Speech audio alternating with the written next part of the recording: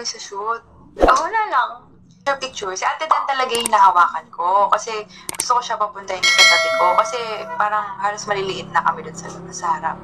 Sabi ko, Ate Dan, dito ka na, dyan, ganyan. Hindi ko alam na nandun siya sa likod ko, si Ella. Tapos, hawak ko sa Ate Dan, tapos may kumukurot sa akin. Tapos nagulat ako. Ganyan.